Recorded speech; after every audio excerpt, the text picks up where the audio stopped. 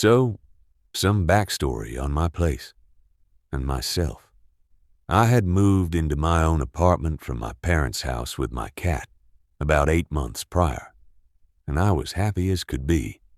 I spent countless hours just lounging around my place, cleaning, decorating, and making it my home. This apartment was a basement apartment, which meant that my windows were ground level.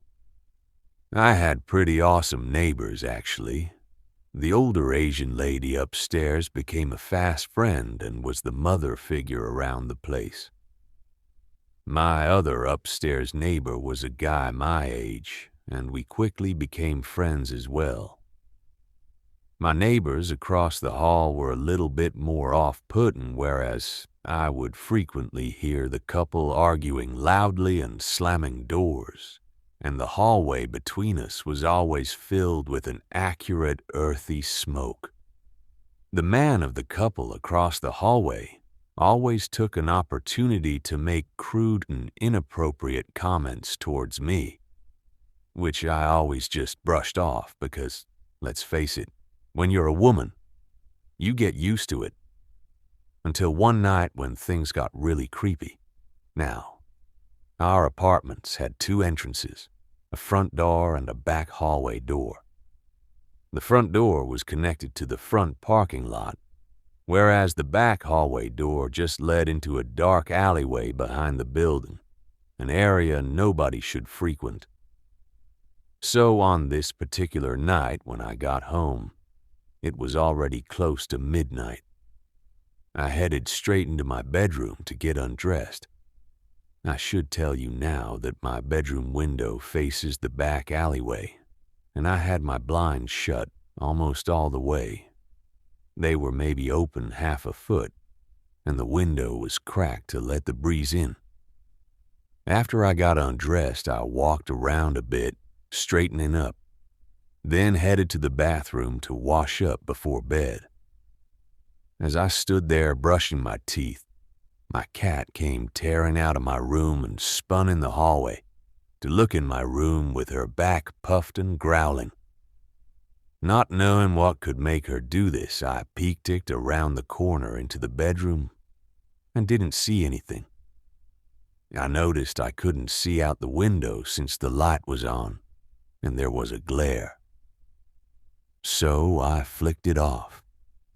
In that moment, I saw the outline of a man crouched outside of my window, low and close enough so that he could see through the 6 inches of glass that were exposed along the ground. I panicked and dropped to the ground, unable to move and not knowing what to do. Here I am, a 21-year-old girl living alone with her cat. No protection, and there is a man crouched in a dark alleyway behind my house. I crawled across the floor to where my phone was. It was charging on the floor next to the window and repeatedly tried to call the guy I was seeing to come to my house. He didn't pick up, and finally I gave up calling. I heard leaves rustling outside, and all of a sudden I heard my crude neighbor from across the hall outside with a flashlight yelling, "Who's there?" After a minute, he came back inside and started knocking on my door. I jumped up and threw some clothes on and went to open my door. I know this was stupid. I have no idea why I didn't call the police at this point. When I opened it, he looked at me and asked if I had been hearing someone outside. He had been hearing somebody previously the past couple of nights. I said I had, and that I caught him looking in the window. At this point, I didn't put 2 and 2 together. After he left grumbling about the lack of security, I ran upstairs to knock on my neighbor's doors upstairs. Elderly man with the forwards ball cap was always seen driving it. And I was absolutely mortified when I looked toward the driver's seat to see an old man with a ball cap at the wheel. I'm even getting chills thinking about this right now, let alone being alone on a street with these creeps in front of me. When I noticed the old man, I remembered more details of the van, the obstructed or non-existent plates. Considering I was about 2 feet from the back of the van, I glanced to look at the license plates, which were obscured by a garage bag. The total time elapsed between the van pulling up, me saying no, the lady trying to get me inside, and the realization of this situation was probably around 45 seconds. When I realized what could possibly happen, I told her I really had to go. I darted out of there. I've never moved so fast in my entire life. As I began to run, I heard the lady curse, and the door came slamming shut. The van began to accelerate again. But luckily for me, after cutting across a few lawns, I was maybe 20 meters away from my friend's house. As I reached my friend's house, I recall jumping over the water runoff between his and his neighbor's house and coming to their porch staircase. Now, most houses in my area have maybe 2 to 4 steps and then their front door. Proceeded cautiously with our knives in hand. When we peered through the peephole, we saw Rogers Telephone Company here in Canada, worker at the door with a clipboard. We opened up the door and bombarded this guy with questions, eventually amounting to asking if he was the one trying to enter the house. He wasn't.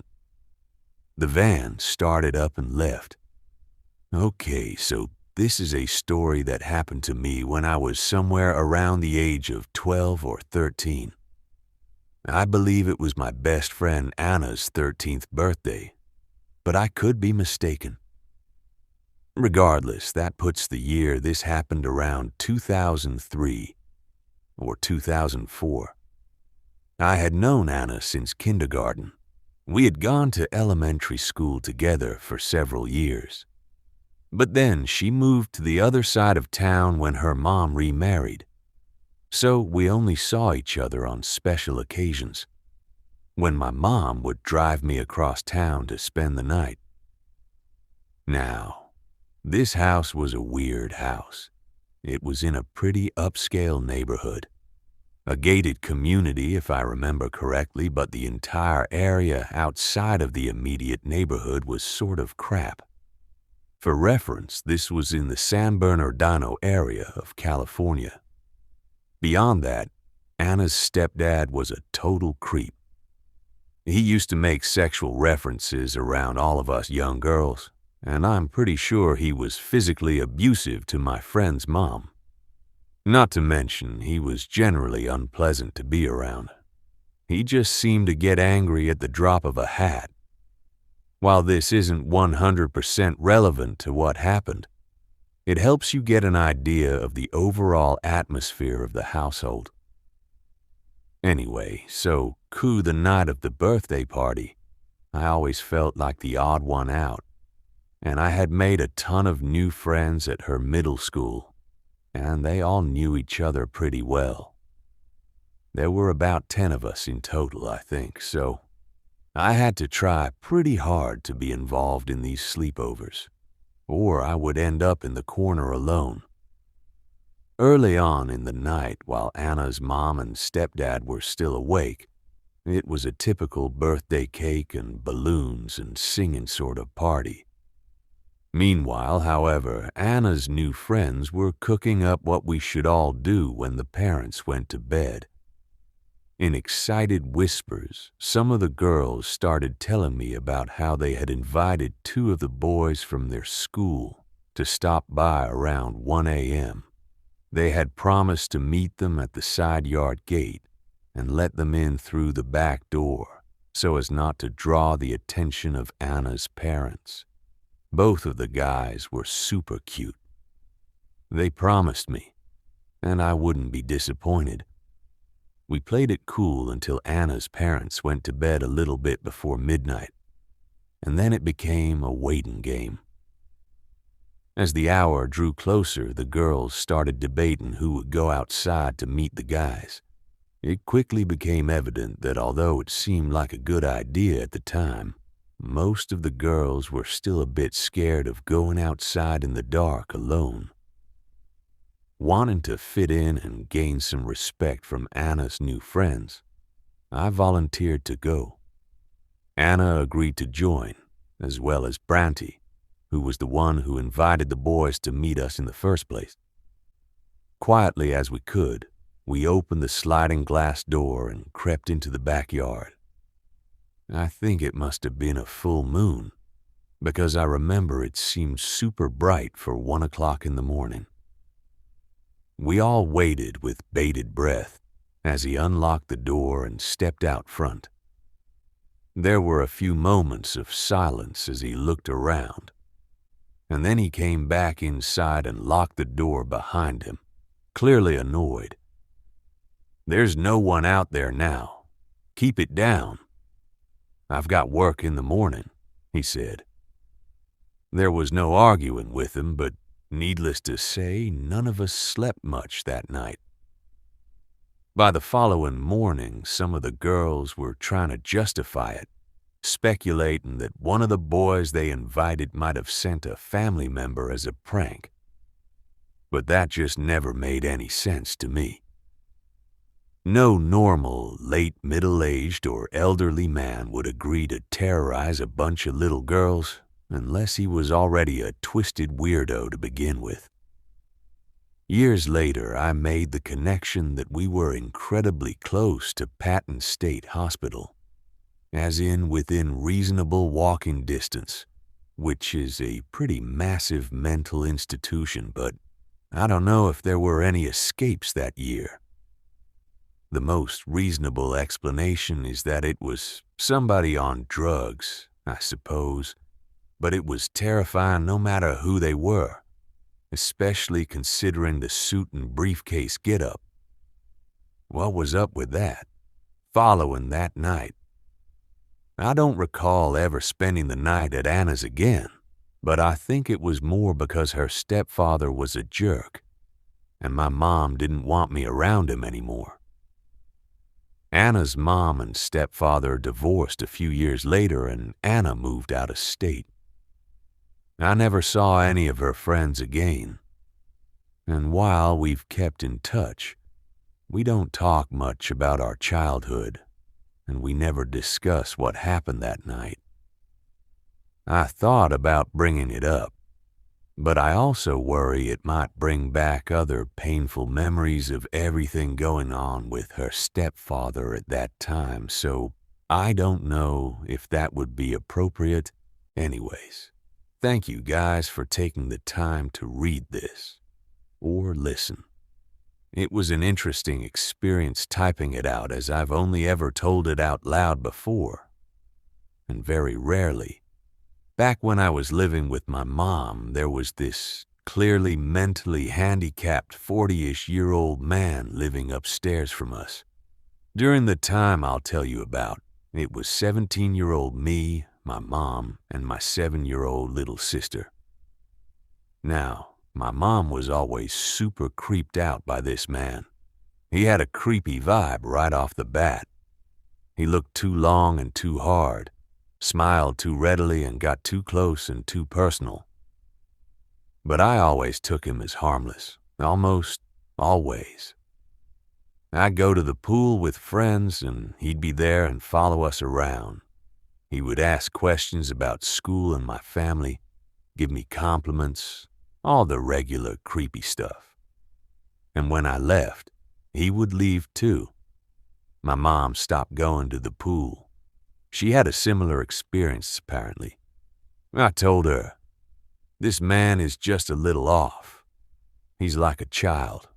That's all. No threat." I stayed out a little late once and was walking home, perhaps around 2 or 3 a.m. As I crossed through the basketball courts, he greeted me by name and invited me to play with him. I said no. He begged, and I said no again.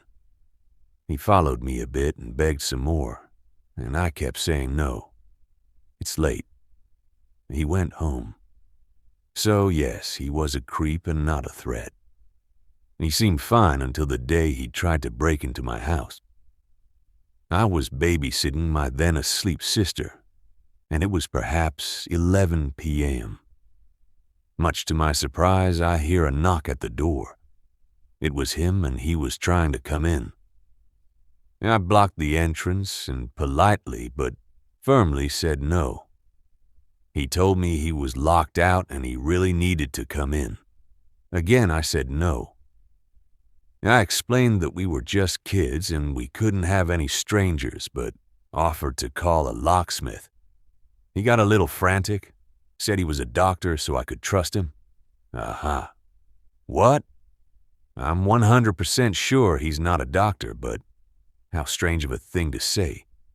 Once again, I said sorry, but no. He said he and my mom were very close, and to at least call and ask her. This wasn't true, but I wanted to be nice. I called my mom knowing she would say no. I told him to wait at the door and I'd go grab my phone and call. I went to close the door, but he quickly stuck his foot in it. I told him to move his foot and he just went to the "please let me in, I'm a doctor" thing again. I tried to kick his foot away, but he stayed firm. Now, this is when I look at him as a threat. I was worried for me and my sister. I told him to move and he ignored it and begged. "Me and your mom are best friends," he said. "Please, I'm a doctor." I grabbed the door and slammed his foot. He pulled back out of pain. He was pounding on the other side, begging to come in. I called my mom, more out of fear now. She's freaking out and told me to, no matter what, not open the door. I did it. I told him through the door, "I'm sorry, but we are kids and we can't have anyone over." He just kept saying the same things, over and over again. "I'm a doctor, I promise. You can trust me. I'm good friends with your mom." And banged on the door a solid minute or so before eventually leaving. Light on in the bathroom. I crawled to the blinds and pushed one up to get a view. The three men were still standing there, but I also saw a fourth masked person crouched underneath a large pine tree in my front yard, holding an object I didn't immediately recognize. Over the years, I have speculated either a camera or a firearm, but never knew for sure. However, in my haze, a tiny amount of light streaming out the window quickly caught their attention, and they gazed up at me. I'm sure my small faker was outlined by the light, and this led to them start banging on the door and beckoning me to calm down. I stood there with tears streaming down my face, looking down at the four figures and mask, through a gap in the blinds, them staring right back at me. Suddenly they left the front door and went to the side of the house.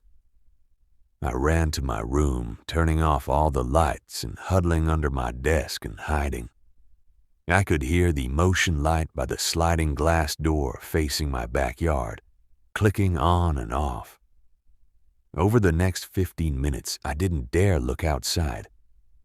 I braced myself to hear pounding on the downstairs back windows, and at any moment it felt like I would hear glass shattering and then barging inside. Crying, shivering, and not feeling safe inside my own house. Had to be some of the worst 15 minutes of my life, especially at such a young age. Thankfully, after a while, the motion light shut off for good. There was no trace of them. My parents came home to me, wedged in between the wall in the bed and the guest room, eyes wide with fear. I told them what happened, and my dad explained to me that there wasn't really any evidence or anything for the police to track. For a few years, I became super protective of my brother and wouldn't let him go outside alone for fear of the masked men. I thankfully never had any other encounters with them, but it still screwed me up pretty bad for quite a while.